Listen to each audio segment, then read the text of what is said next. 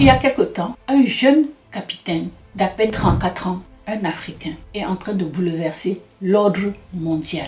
Il a commencé par renverser le président de son pays, ok? Il défie l'Occident, il appelle à la souveraineté totale de l'Afrique et devient l'ennemi numéro 1 de tous les pays qui ont toujours tiré les ficelles jusqu'aujourd'hui. Vous voulez savoir c'est qui? C'est évidemment Ibrahim Traoré du Burkina Faso. Pourquoi est-ce qu'il fait si peur à l'Occident? Est-ce qu'il est un danger? Est-ce qu'il est une menace? Et surtout, qu'est-ce que nous pouvons faire pour le protéger? Je vous demande de rester jusqu'à la fin de cette vidéo. Si vous faites partie des gens qui croyaient encore, qui pensaient que l'Afrique en a marre d'être considérée comme le dernier de la liste, écoutez la vidéo jusqu'à la fin. Si vous n'êtes même pas africain et que vous en avez assez de voir les Africains dans les pays occidentaux, vous en avez assez de vivre avec l'immigration, vous allez comprendre en écoutant cette vidéo jusqu'à la fin que Ibrahim Traoré est la solution. Pour vous qui en avez marre de voir les Africains, c'est la solution pour l'Afrique. C'est la solution pour tous les immigrants africains de rester dans le pays. Alors restez jusqu'à la fin pour écouter cette vidéo et en même temps partagez la vidéo vraiment en grand nombre dans votre réseau. Voilà. D'abord, si vous ne connaissez pas Ibrahim Traoré, qui est-il? Ibrahim Traoré, ok, il est né en 1988 dans l'ouest du Burkina Faso. Ce capitaine, il a étudié la géologie à Ouagadougou, ok, et tout de suite, quand il a terminé son diplôme, il a choisi une autre voie. Et cette voie, c'est celle des armes et du patriotisme. Il a toujours pensé qu'il fallait se battre pour son pays. Après, dans des missions contre le terrorisme au nord de son pays, ok, il a pris une décision qui va changer le monde. Une décision audacieuse. Cette décision, c'était celle de renverser, je dis bien de renverser le président Damiba, qui était accusé, ok, d'inaction face aux djihadistes dans son pays. À seulement 34 ans, il est devenu le premier plus jeune président d'État, le premier chef d'État au monde à seulement 34 ans. Voilà. Alors, quelle est sa vision pour l'Afrique? Vous avez écouté, Ibrahim a été à une conférence en Russie, je pense que c'était en 2022. Et lors de cette conférence, c'était à la conférence de l'indépendance, ok? Lors de cette conférence-là, Ibrahim Traoré a tenu un discours mémorable. Ibrahim Traoré, c'est une mission. Pour lui, c'est une mission. Il suit les traces de Thomas Sankara. Pour ceux qui connaissent Thomas Sankara, si vous ne connaissez pas Thomas Sankara, allez chercher Thomas Sankara. Vous allez voir que Ibrahim Traoré est vraiment en train de finaliser ce que Thomas Sankara avait commencé. On a monté des coups pour l'éliminer. Voilà. Donc, Ibrahim, donc, ta vision, c'est quoi? Il veut une souveraineté africaine, ok? Il parle de dignité de l'Afrique, de la souveraineté et puis de l'autosuffisance. Voilà. Ok? Donc, il demande que son pays reste debout et que tourner vers l'avenir avec ses propres moyens. Il ne veut pas dépendre de l'Occident et il rejette toute aide financière de l'Occident. Voilà. Ok? Et il dit exit à la mendicité internationale, place à la reconstruction, par le peuple et pour le peuple. Construisons notre peuple, nous avons tout dans notre pays, nous avons tout pour pouvoir dépendre de nous-mêmes sans avoir besoin de solliciter, de mendier auprès des pays occidentaux. Voilà. Alors, je vous parlais donc d'un discours qui a frappé l'Occident. Et ce discours-là s'est passé à Moscou, devant le monde entier. Devant le monde entier, ok, Ibrahim Traoré a dénoncé l'hypocrisie de l'Occident. Je vous demande vraiment de suivre, d'écouter ce discours-là. C'est un discours qui a duré plusieurs minutes où il n'a même pas lu, ok? Voilà, il n'a pas regardé, il n'a regardé aucun document et ça venait du cœur. Voilà, il accusait dans ce discours les grandes puissances d'imposer la misère. Oui, ok? De soutenir l'instabilité et de vouloir contrôler l'Afrique à coup de dettes et d'ONG. Il déclare ceci: quand nous décidons de nous défendre, ok, on nous traite de milices. Un discours qui a été applaudi par certains et redouté par d'autres. Alors, en peu de temps, je vous dis bien en peu de temps, parce que c'est depuis 2022 et qu'il est à la présidence de son pays. De 2022 à 2025, en date d'aujourd'hui, Ibrahim est en train de transformer son pays. Qu'est-ce qu'il a fait sur le terrain? Parce qu'il ne parle pas seulement pour parler, il agit. C'est un président qui est concret. Voilà. Donc, il a recruté plus de 90 000 volontaires pour défendre les villages où il y a des terrorismes qui étaient installés là-bas pour s'aimer la zizanie, pour garder l'instabilité dans la zone afin de permettre aux pays occidentaux de continuer à piller le pays. Ok, il relance la production locale avec des usines de tomates, de jus et de coton. Ça, ce sont des choses qui sont concrètement déjà faites au pays présentement. Il finance donc la construction d'amphithéâtres pour les universités. Et il a créé une banque pour donner l'accès aux services financiers. Est-ce que cette population, est-ce que ces décisions plaisent à tout le monde? Probablement que non, puisqu'il a diminué, il a baissé le salaire des fonctionnaires. C'est sûr que les gens qui étaient dans un statu quo, qui avaient déjà une zone de confort, ils ne peuvent pas être contents, tout le monde ne peut pas vous aimer dans la vie. Alors, il faut seulement, il reste focusé sur sa mission, la mission qu'il s'est donnée. Bon, pourquoi est-ce qu'il fait peur à l'Occident? Pourquoi Ibrahim fait si peur à l'Occident? D'abord, en chassant, écoutez très bien, Ibrahim Traoré a chassé les troupes françaises. Il s'est allié avec le Mali, le Niger, la Russie et la Turquie, Et en faisant ça, donc ça a bouleversé, les plans de ceux qui veulent absolument continuer à exploiter l'Afrique. Il est stratégique. Donc, je vais vous parler de l'AES par la suite, Donc, il menace donc les intérêts, géopolitiques, miniers, et militaires même, des pays occidentaux qui avaient la main mise sur toutes les ressources de son pays. Il ne rentre pas dans le moule. Et l'histoire nous l'a montré. Ceux qui dérangent sont souvent ceux qui sont ciblés. Et comment est-ce que nous pouvons le protéger? Vous avez vu comment la population est sortie en date du 30 avril.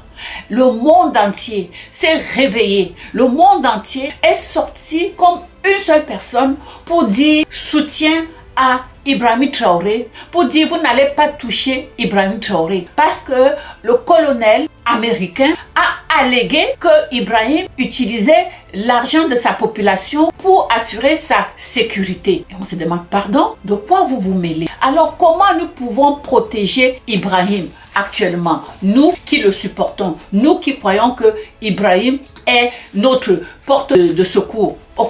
Donc, première des choses, c'est quoi? C'est qu'il faut renforcer d'abord les alliances, D'abord parler d'abord de l'AES. Déjà, le fait qu'ils se soient mis ensemble, l'alliance des États du Sahel a été formée par le Burkina Faso, le Mali et le Niger, vise donc à renforcer la coopération régionale en matière de sécurité et de développement. Déjà, cette alliance-là, c'est aussi déjà une force pour pouvoir veiller sur sa sécurité aussi, parce qu'ils vont former leur armée. Donc, en cas d'une attaque au Burkina Faso, le Mali, le Niger vont tout de suite donc intervenir. C'est pour ça qu'ils sont en train de former une armée commune pour ces trois pays-là. Voilà. Cette armée-là représente donc une alternative. Donc, l'AES représente une alternative à la communauté économique des États de l'Afrique de l'Ouest. C'est ça.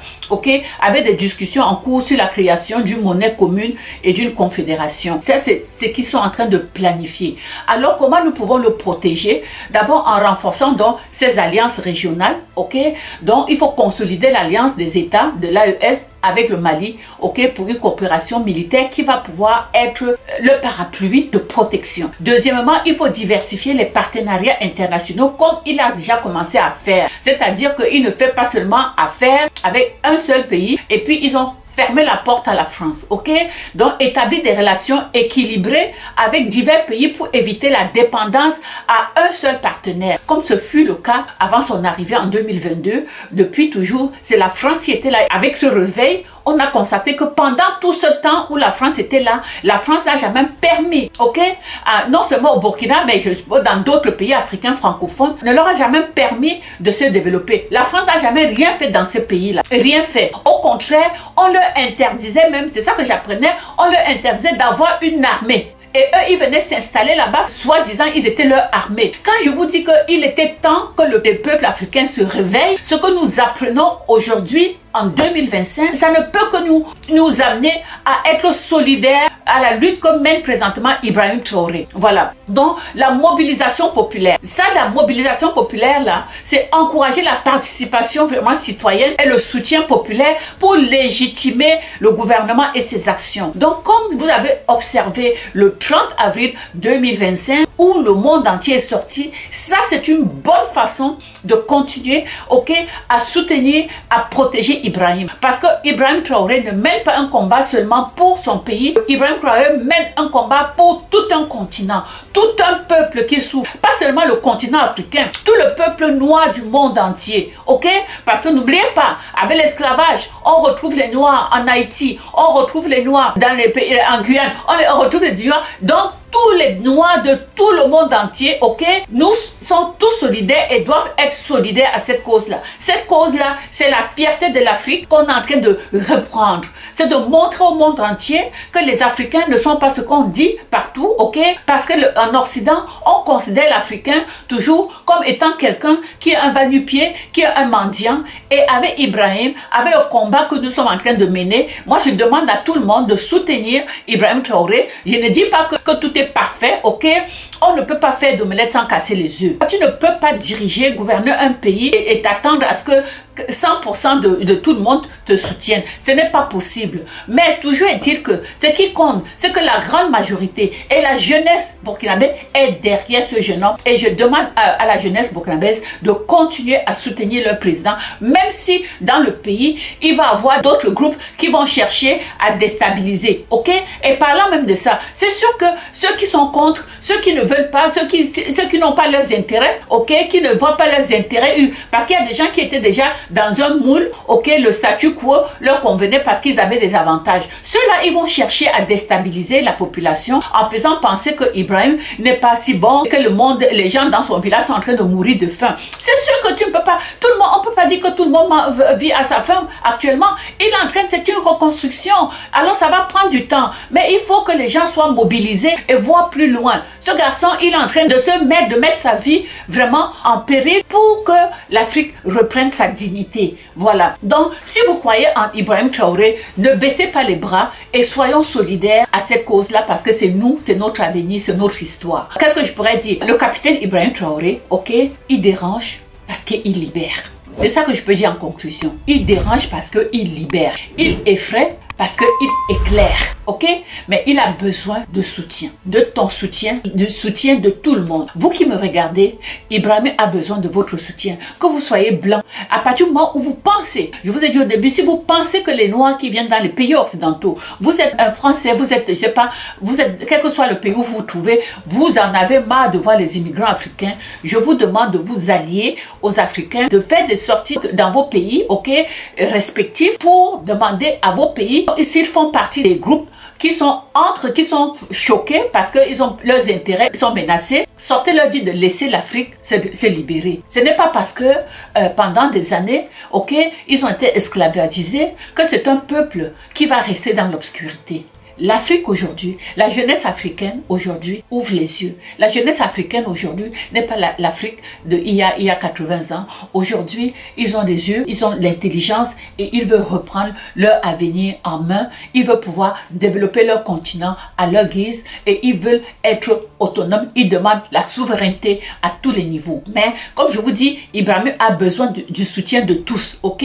Pas seulement dans les discours, s'il vous plaît, mais aussi dans les actes. Donc vous sortez, vous parlez, vous partagez la bonne information et non faire la diffamation. Voilà. Si tu crois donc en une Afrique libre, digne et souveraine, je te demande de partager cette vidéo. Si le discours, si le débat, si le travail de Ibrahim Traoré te rejoint, si tu te rejoins dans la cause de ce que mène présentement le capitaine Ibrahim Traoré, partage cette vidéo en grand nombre dans ton réseau, s'il vous plaît. Et c'est comme ça que nous allons pouvoir donc mener ce combat ensemble pour la libération de l'Afrique, pour la dignité des Africains et puis surtout pour notre souveraineté. Alors sur ce, n'oubliez pas de vous abonner et on se retrouve pour une prochaine vidéo. Ciao!